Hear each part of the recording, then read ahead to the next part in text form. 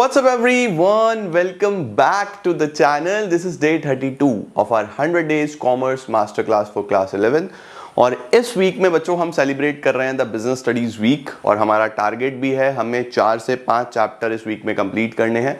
Chapter number 3 पे मैं आ गया हूं, शुरू करने जा रहा हूं chapter number 3। Public, private and global enterprises भी बोलते हैं, मल्टीनेशनल कंपनीज भी बोलते हैं। तो बहुत इंटरेस्टिंग चैप्टर है, आपको बहुत मस्त तरीके से समझ में आएगा। आइए जल्दी से शुरू करते हैं और इसको भी कंप्लीट कर लेते हैं। Let's begin.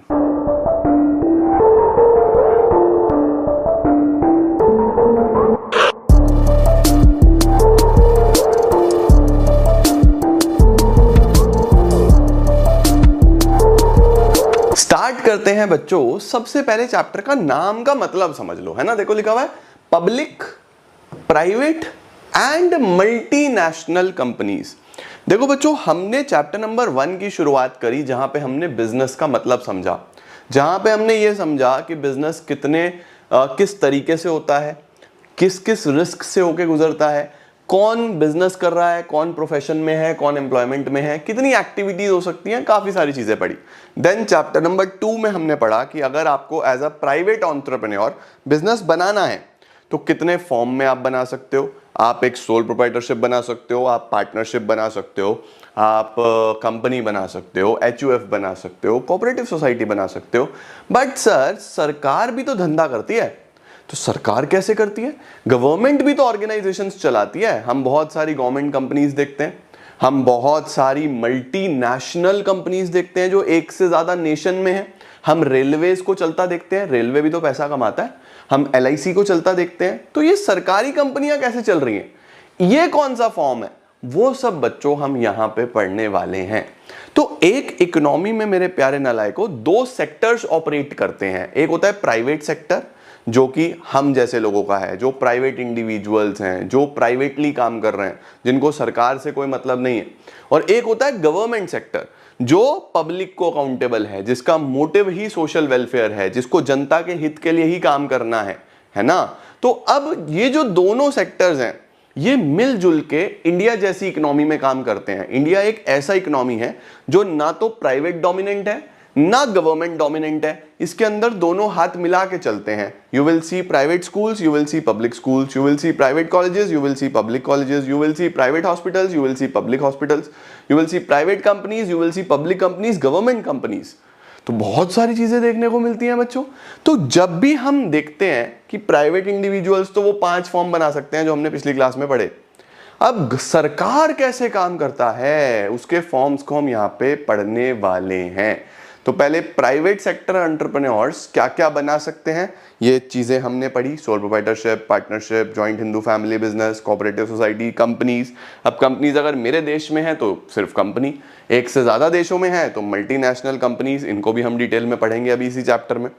इसके बाद बच्चों, अगर हम पब्लिक सेक्टर की बात करें, जो सरकार चलाता है, तो सरकार जो ऑर्गेनाइजेशंस चलाता है, उन ऑर्गेनाइजेशंस को मेनली 3 पार्ट्स में बांटा गया है जो हमको इस चैप्टर में पढ़नी है।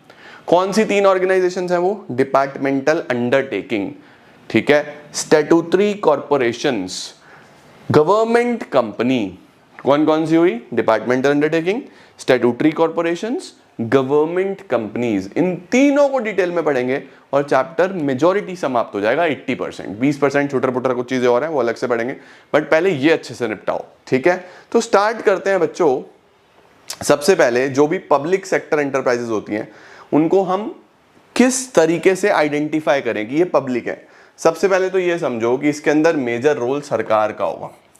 The government has a major role to play in the formation of a public sector enterprise. लेकिन सरकार काम कैसे करेगी सर? गवर्नमेंट के लिए भी तो कोई ना कोई लोग काम करेंगे ना। तो गवर्नमेंट किसके थ्रू काम करती है? अपने ऑफिसर्स के थ्रू, अपने एम्प्लॉइज के थ्रू, अपने लोगों के थ्रू। ये सब बच्चों सरकार के लिए काम करते हैं, ठीक है। उसके साथ साथ ये इकोनॉमिक डेवलपमेंट पे फोकस करते हैं। इनका मेन हम ये मान के चलते हैं कि एम होता है कि इकोनॉमी को ग्रो करें, राइट।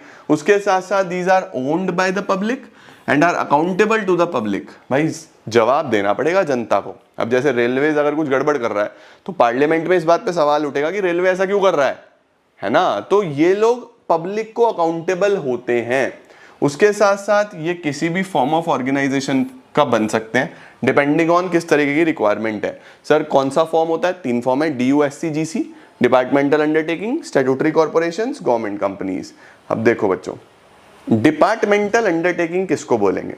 ध्यान रखना, कुछ 4-5 पॉइंटर्स हैं जो आपको याद रखने हैं, एग्जाम में लिख के आने हैं और फुल मार्क्स मिल जाएंगे। तो पहले वो 4-5 पॉइंटर्स समझ लो, फिर आसानी से याद कर पाओगे और आसानी से लिख भी पाओगे। देखो बच्चों, डिपार्टमेंटल में ध्यान रखना, this is one of the oldest, सबसे पुराना फॉर्म ऑफ पब्लिक ऑर्गेनाइजेशन होता है। ठीक है, अब ये कैसे काम करता है? गवर्नमेंट मिनिस्ट्री के थ्रू। अब सर मिनिस्ट्री जैसे railway ministry, education ministry, health ministry, सरकार ऐसी तो काम करता है। गवर्नमेंट ने क्या करा हुआ है? काम को बांटा हुआ है कि भैया हेल्थ के लिए हेल्थ मिनिस्ट्री है, एजुकेशन के लिए एजुकेशन मिनिस्ट्री है, रेलवे के लिए रेलवे मिनिस्ट्री है, इसी तरीके से डिफेंस मिनिस्ट्री है, इसी तरीके से होम मिनिस्ट्री है, अलग अलग तरीके की मिनिस्ट्री है, ट्रांसपोर्ट मिनिस्ट्री है ना, पब्लिक ट्रांसपोर्ट। तो कहीं ना कहीं सरकार ने काम बांट दिया। अब मिनिस्ट्रीज को लीड कौन करते हैं? मिनिस्टर्स, जो अलग अलग मिनिस्टर्स को आप जानते हो, जैसे फाइनेंस मिनिस्टर हमारे कौन हैं? आपको पता होना चाहिए, कॉमर्स वाले बच्चे हो, निर्मला सीतारमण जी, पता है ना, निर्मला जी को तो सब जानते हैं, है ना। इसी तरीके से एजुकेशन मिनिस्टर अलग होंगे, इसी तरीके से रेलवे मिनिस्टर अलग होंगे। तो अलग अलग तरीके से मिनिस्टर्स को काम दिया जाता है। अब सर मिनिस्टर्स के साथ कौन काम करेगा? बेटा जितने हमारे अलग अलग ऑफिसर्स होंगे जो गवर्नमेंट के लिए काम करते हैं, चाहे वो IAS ऑफिसर्स हो, है ना, ये लोग मिनिस्ट्री में बैठते हैं, ये लोग सजेशंस देते हैं, ये लोग मिनिस्टर्स को बताते हैं कि क्या किया जा सकता है, कितने फंड की जरूरत पड़ेगी। इस तरीके से गवर्नमेंट फंक्शन करता है। अब इस तरीके से जो ऑर्गेनाइजेशंस चल रही हैं उनको बोलते हैं डिपार्टमेंटल अंडरटेकिंग। तो देखो क्या है, सबसे पहले it is one of the oldest and most traditional form of public enterprises. These are established as departments of the ministry. जैसे रेलवेज हो गया, है ना भाई, रेलवेज के लिए हमारा पूरा रेलवे मिनिस्ट्री है अलग से। ट्रांसपोर्ट मिनिस्ट्री आ जाएगी या नहीं आ जाएगी भाई? राइट, उसके पूरे मिनिस्टर्स होंगे और उसके अंडर बहुत सारे लोग काम कर रहे होंगे। कर तो सरकार ही रही है, बट सरकार खुद फंक्शन नहीं कर सकती, लोगों के थ्रू करना पड़ता है ना। The government function through these departments and activities performed by them are integral part of the functioning of the government. Right, ये कोई ऑटोनॉमस या इंडिपेंडेंट बॉडी नहीं है, ध्यान रखना, इनकी सेपरेट लीगल एंटिटी नहीं है, ये सरकार ही है बस। जो डिपार्टमेंटल अंडरटेकिंग है उसकी कोई सेपरेट लीगल एंटिटी नहीं है, ये गवर्नमेंट ही कर रही है जो भी कर रही है, सही है। They act through the officers of the government and its employees are government employees. जितने भी एम्प्लॉइज हैं वो गवर्नमेंट एम्प्लॉइज की में कंसीडर करे जाते हैं। वेतन, सैलरी उनको गवर्नमेंट रूल्स के हिसाब से मिलता है, उनका ऑडिट वगैरह सब सरकारी नियमों के हिसाब से ही होता है। दीज अंडरटेकिंग्स में बी अंडर द सेंट्रल और the state government. Central government भी चला सकती है इनको, स्टेट गवर्नमेंट भी चला सकती है। जैसे railways are managed by ministry of railways, इसी तरीके से पोस्ट एंड टेलीग्राफ। तो ये सब बच्चों, इनको हम डिपार्टमेंटल अंडरटेकिंग बोल देते हैं। कुछ और एग्जांपल्स यहाँ पे लिखे हुए हैं, Delhi milk scheme, all India radio, Doordarshan, ये एग्जांपल्स हैं डिपार्टमेंटल अंडरटेकिंग्स के। तो बेसिकली डिपार्टमेंटल अंडरटेकिंग है क्या?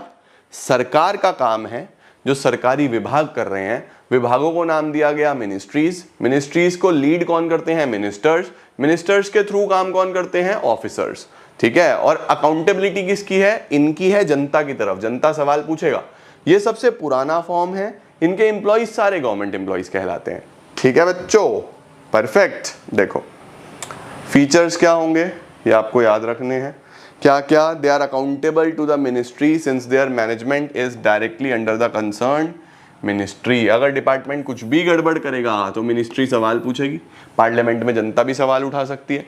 इनकी फंडिंग कहाँ से आती है? पैसा कहाँ से आता है बच्चों? इनकी फंडिंग आती है डायरेक्टली फ्रॉम गवर्नमेंट ट्रेजरी, सरकार की ट्रेजरी से ही आती है। और जो भी ये कमाते हैं वो पैसा भी कहाँ पे जाता है? ट्रेजरी में ही जाता है। The revenue earned by these is also paid into the treasury. ये भी मैंने आपको पहले बताया कि इनका ऑडिट होगा, बुक्स ऑफ अकाउंट्स बनेंगे, जो चेकिंग होगी, इनका जो ऑडिट है, चेकिंग है, ये भी बिल्कुल अदर गवर्नमेंट एक्टिविटीज के जैसा ही होगा। ठीक है, एम्प्लॉइज कैसे हैं?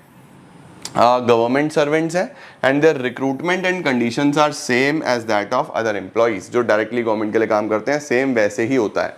दे are headed by IAS officers and civil servants who are transferable from one ministry to another. तो बच्चों ये मेनली एक तरीके से सरकार ही काम कर रही है। बस सरकार देखो खुद फंक्शन नहीं कर सकती। गवर्नमेंट आप समझते हो कि सरकार है, सरकार के लिए फंक्शंस तो इन्हीं लोगों को करना है ना। लो जी स्क्रीनशॉट। इसके बाद सरकार को क्या फायदे हैं इनको बना के, क्या मेरिट्स हैं डिपार्टमेंटल अंडरटेकिंग के।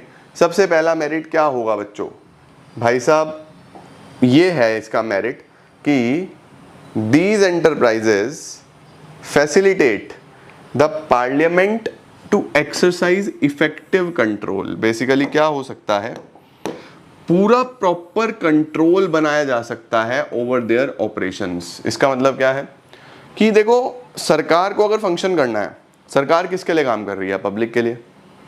पब्लिक जब चाहे जो चाहे वो सवाल इनसे पूछ पाए। अगर ये अच्छा काम कर रहे हैं तो इनको अप्रिसिएशन मिलना चाहिए, अगर ये खराब काम कर रहे हैं तो इन पे सवाल भी उठने चाहिए। तो वो कब पॉसिबल है, जब बिल्कुल फ्रीडम हो, जब ऑटोनॉमी हो, जब जनता को पता हो कि भाई ये हमारी ही ऑर्गेनाइजेशंस हैं, हमारे लिए ही बनी हैं। तो अब ये कब पॉसिबल है, जब गवर्नमेंट ये बोले कि भैया ये डिपार्टमेंट पे पार्लियामेंट में चर्चा हो पाएगी। तो बेसिकली यहाँ पे वही लिखा हुआ है कि अंडरटेकिंग्स जो है वो पार्लियामेंट को पूरा ये अलाउ करते हैं कि आप इफेक्टिव कंट्रोल एक्सरसाइज कर सकते हो, है ना। इनके अंदर हाई डिग्री ऑफ अकाउंटेबिलिटी है, जवाब देना पड़ेगा अगर कुछ भी गड़बड़ करेंगे। तो वही लिखा है, दे ensure a high degree of public accountability. तीसरा लिखा हुआ है जो रेवेन्यू है वो कहाँ पे जाता है, सीधा सरकारी ट्रेजरी में जाता है। इसीलिए गवर्नमेंट के लिए सोर्स ऑफ इनकम भी है। सरकार को चलने के लिए अगर पैसा चाहिए तो इस तरीके के ऑर्गेनाइजेशन से जो भी पैसा आएगा सरकार के पास जाएगा डायरेक्टली, ठीक है। इसके बाद जब हम बात करते हैं नेशनल सिक्योरिटी की, जब हमारे देश की सिक्योरिटी की बात आती है तो इस तरीके का फॉर्म सबसे ज़्यादा सूटेबल होता है। क्योंकि आप सोचो कि भाई सिक्योरिटी जैसी चीज़ें, सपोज टैंक्स, गन्स, ये आपने प्राइवेट सेक्टर को दे दिया बनाने के लिए, तो भाई बहुत नुकसान हो सकता है। वो कहीं भी जा सकते हैं, लीकेज हो सकता है, या फिर कोई इंपॉर्टेंट डेटा है, इंपॉर्टेंट गवर्नमेंट का कुछ इंफॉर्मेशन है, वो प्राइवेट सेक्टर के हाथ लग गई तो गड़बड़ हो सकती है, नहीं हो सकती है। तो क्या रहता है कि जब भी गवर्नमेंट सिक्योरिटी इज कंसर्न्ड या देश की सिक्योरिटी इज कंसर्न्ड, तो वहां पे ये फॉर्म सबसे ज्यादा सुटेबल माने जाते हैं। इनके सर कुछ ड्रॉबैक्स भी होंगे क्या, बिल्कुल होते हैं बेटा ड्रॉबैक्स। ड्रॉबैक्स क्या होते हैं, पहली बात ये पुराने तरीकों से चल रहा है, इनके अंदर कोई बदलाव नहीं आया। देखो यही तो प्रॉब्लम है ना हमारे देश में कि सरकारी विभागों में कुछ चेंजेस नहीं आते, बस पुराने ज़माने से चलता रहता है, कुछ बदलाव नहीं आते।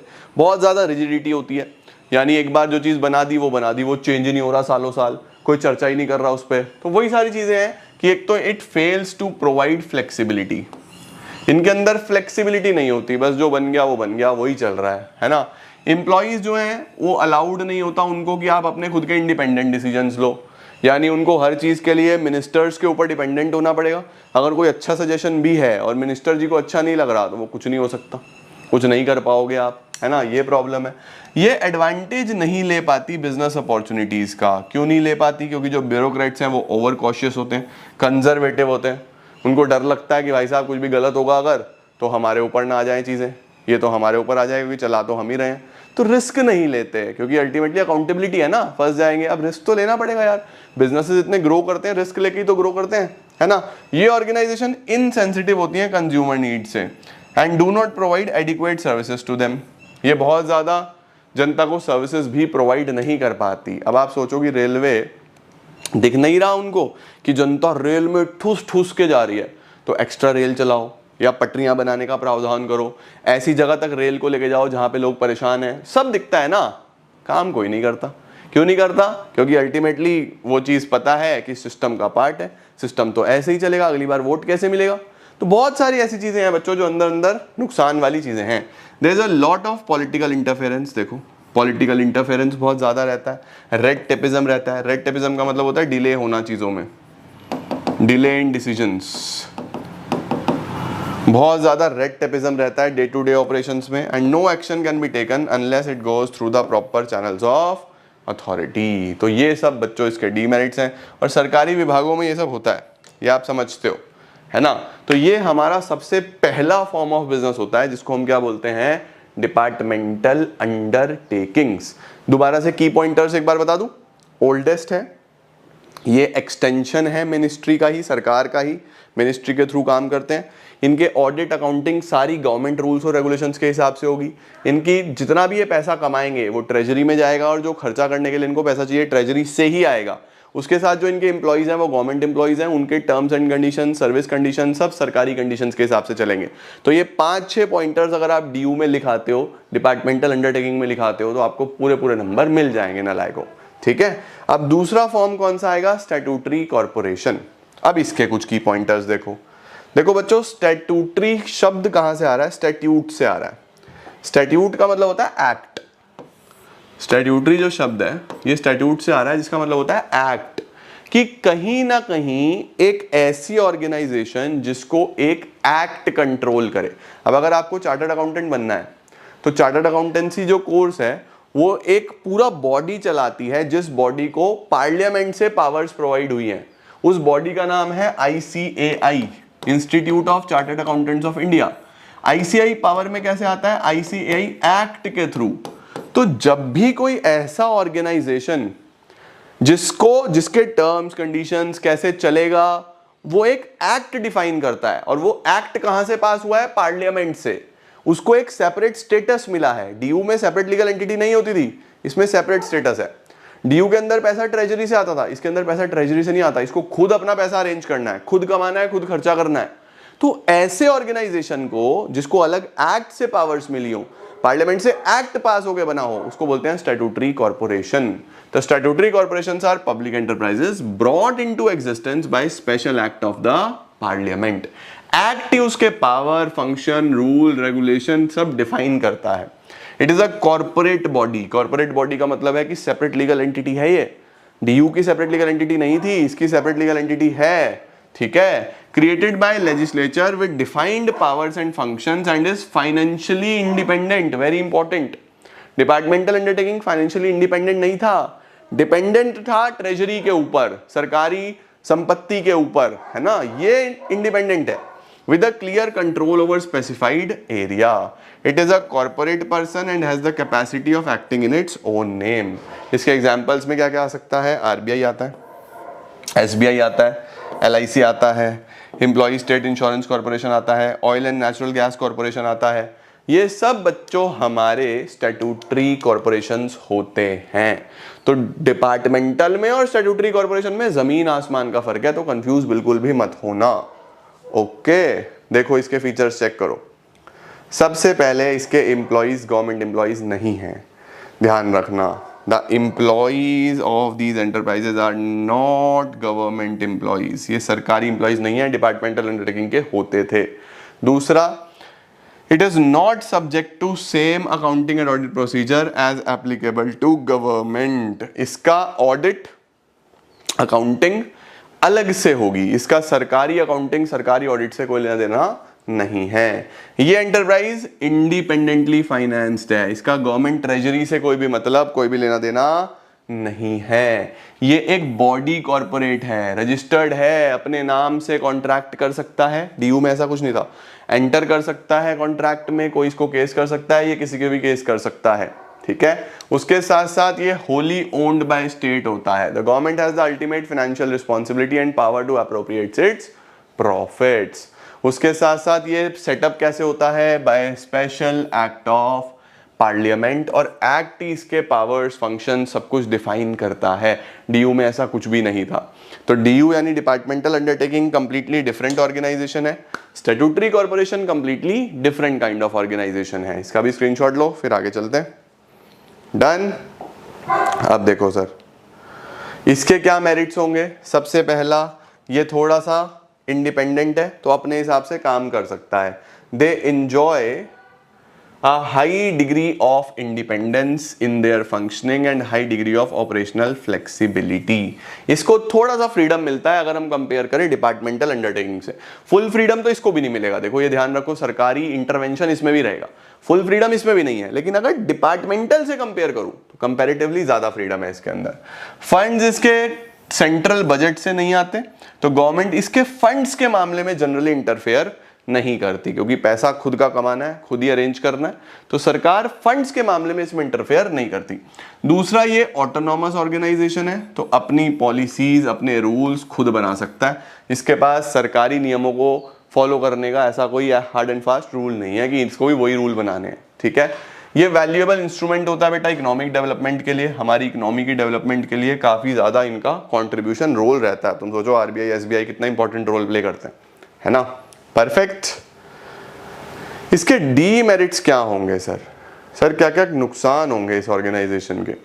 देखो बेटा बोल रहा है कि इतनी ज्यादा फ्लेक्सिबल नहीं होती चीजें जितनी बोली जाती हैं, यानी कि हाँ डिपार्टमेंटल से कंपेयर करूं तो बहुत फ्रीडम है, बहुत ऑपरेशनल फ्लेक्सिबिलिटी है, लेकिन अगर जनरली देखूं तो इतनी फ्रीडम, इतनी ऑपरेशनल फ्लेक्सिबिलिटी सिर्फ कागजों पे है।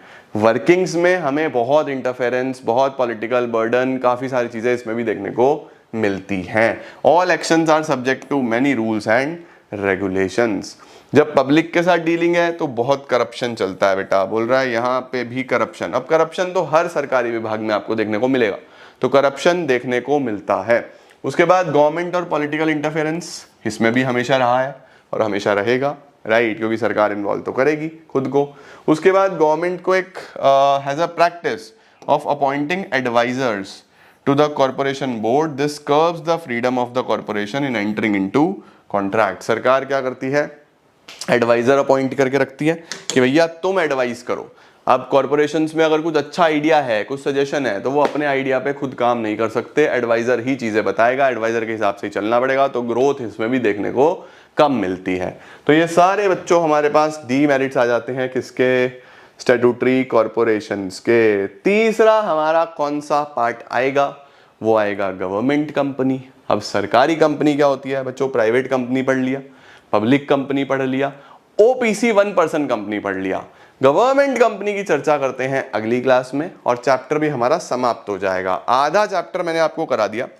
आज आप सबसे पहले meaning, departmental undertaking, statutory corporations, इन दोनों को अच्छे से पढ़ो, याद करो, अच्छे से अपनी टिप्स पे ले आओ, क्योंकि जब तक ये नहीं होंगे तब तक मजा नहीं आएगा। तो इसको टॉपिक को तैयार कर लो, उसके बाद हम फिर आगे चलते हैं और चीजों को आगे बढ़ाते हैं। ठीक है, आज के लिए इतना ही दोस्तों, अगली क्लास में मिलते हैं। Till then all the very best, keep growing, keep glowing and keep smiling.